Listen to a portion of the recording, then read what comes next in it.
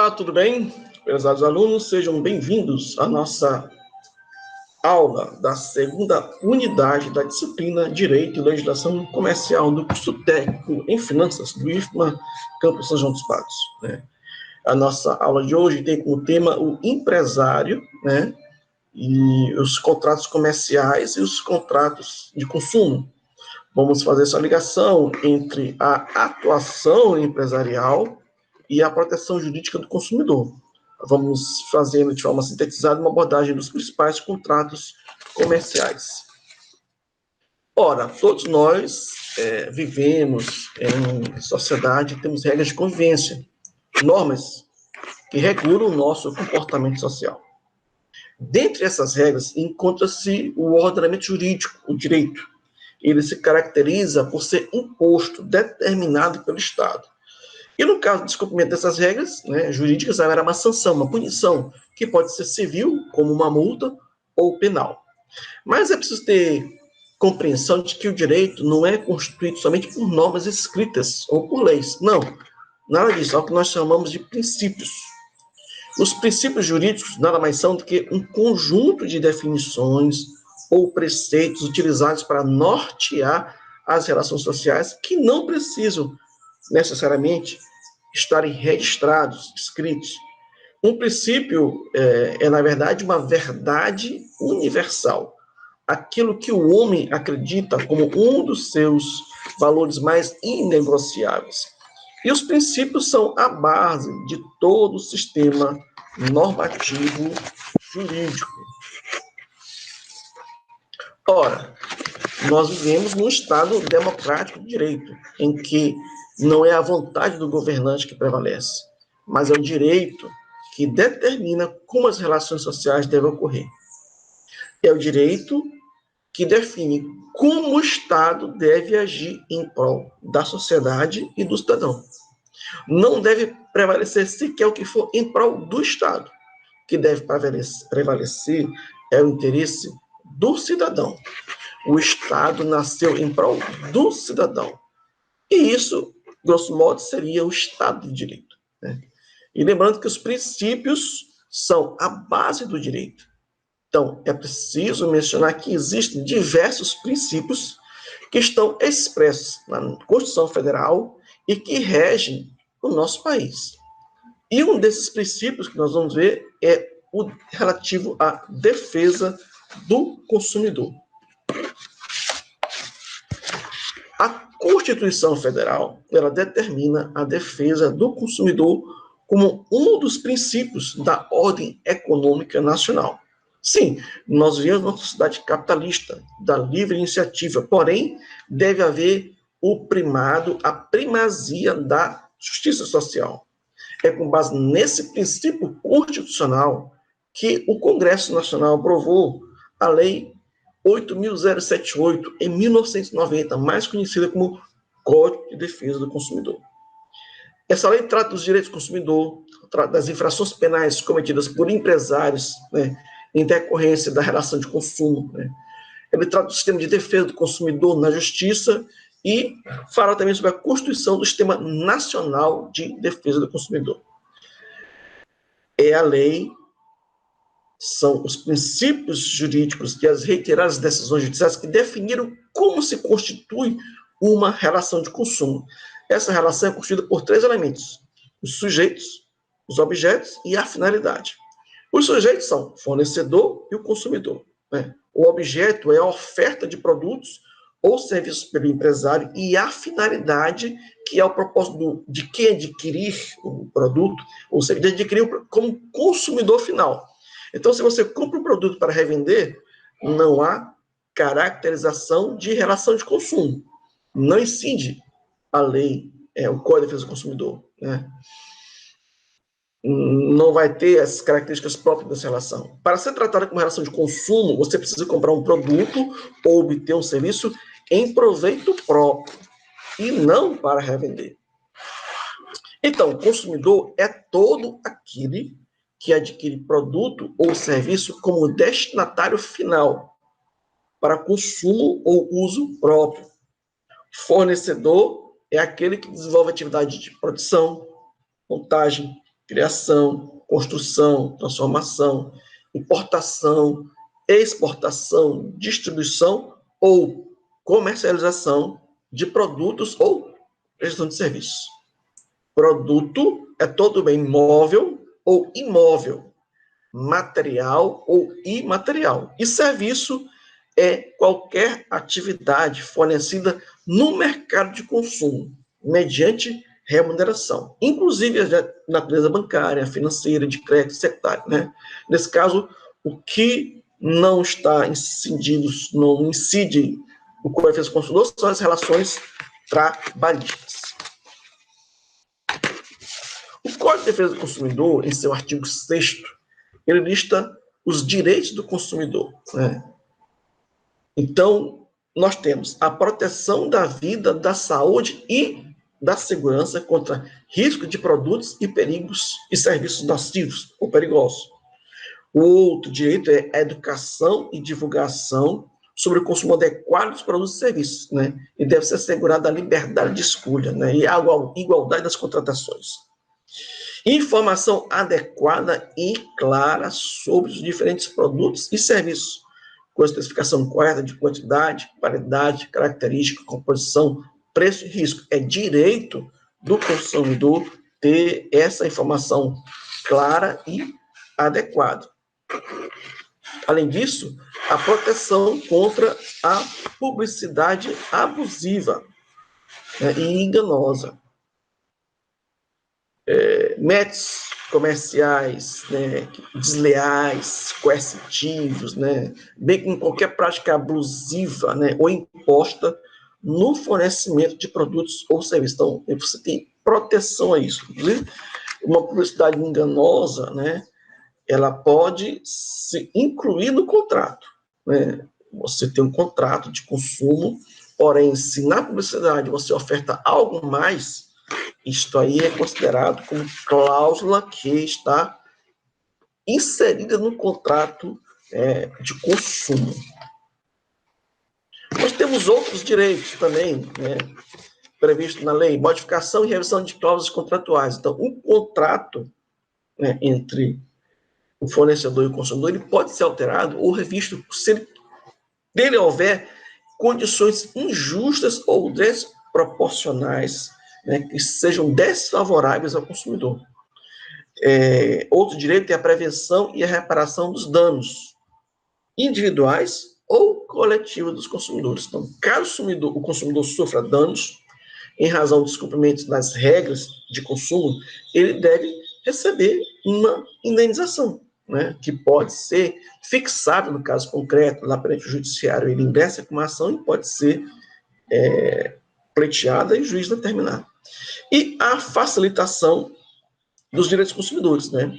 O consumidor, ele é considerado a parte mais vulnerável da relação de consumo, a parte mais fraca. Então, o Código de Defesa do Consumidor, o CDC, prevê alguns privilégios, né, para facilitar algumas prerrogativas, para facilitar, né, a proteção do consumidor. Aí a gente pode citar a inversão do ônus da prova e a hipossuficiência. Então, por exemplo, o que isso significa? Quer dizer o seguinte, no processo judicial, geralmente, a regra é que quem alega determinado fato que deve comprovar sua alegação, né?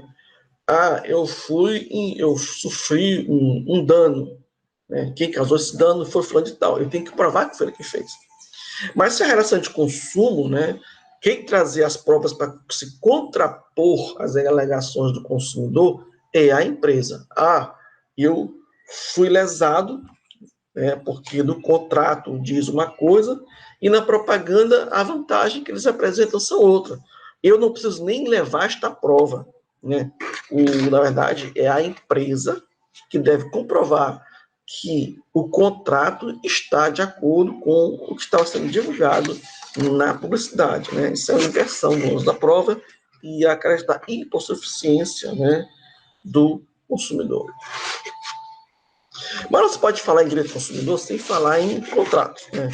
Contrato é um negócio jurídico pelos quais as partes, buscando atingir determinados interesses, chegam a um acordo de vontades e criam uma obrigação principal, que pode ser dar, fazer e não fazer, né?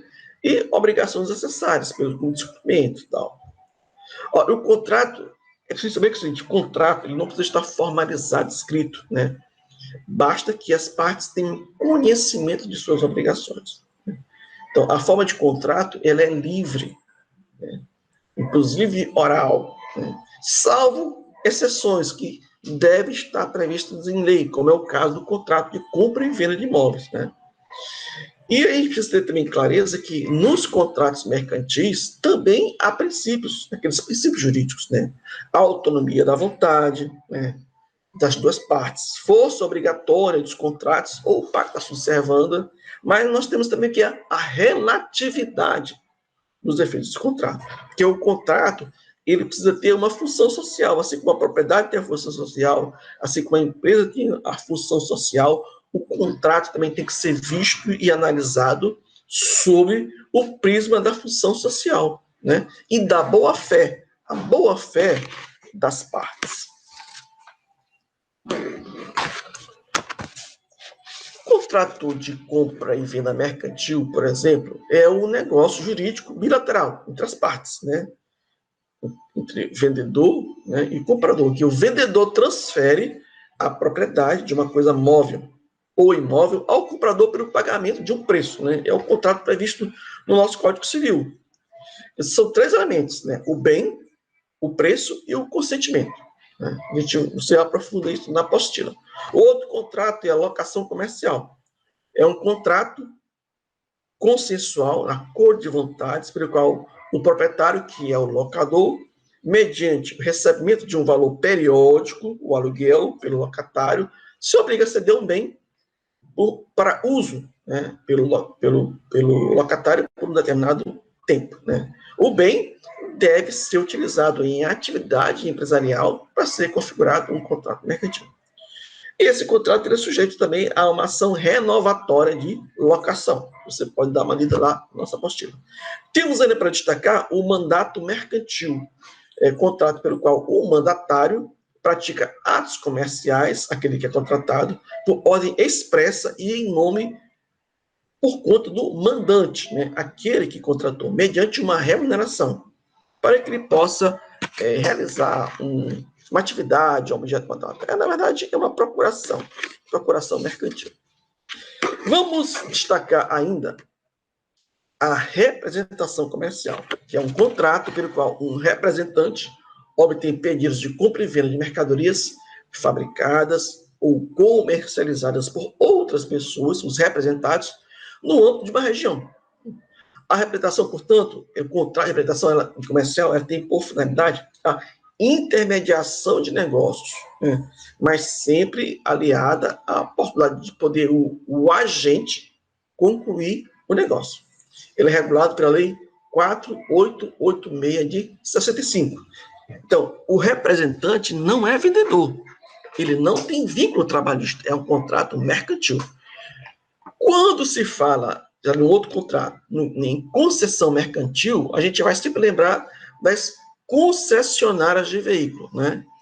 É um contrato em que o concessionário comercializa com ou sem exclusividade os produtos fabricados pelo concedente ou franqueador, né? Exemplo, a concessão mercantil de veículos automotores terrestres, né? Esse carro que nós andamos todo dia, né? Onde tem as concessionárias. Então, é regulado pela Lei 6.729 de 1979.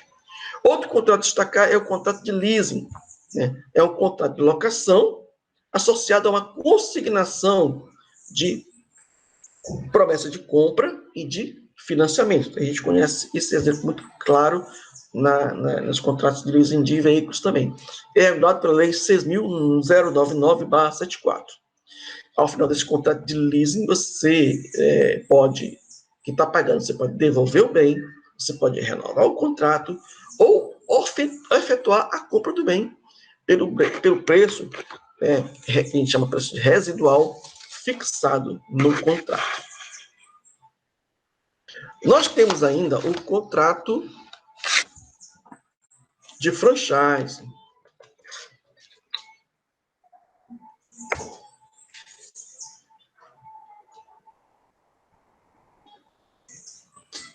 temos ainda o contrato de franchise. Eu estava falando da habilitação comercial, da concessão mercantil e do arrendamento.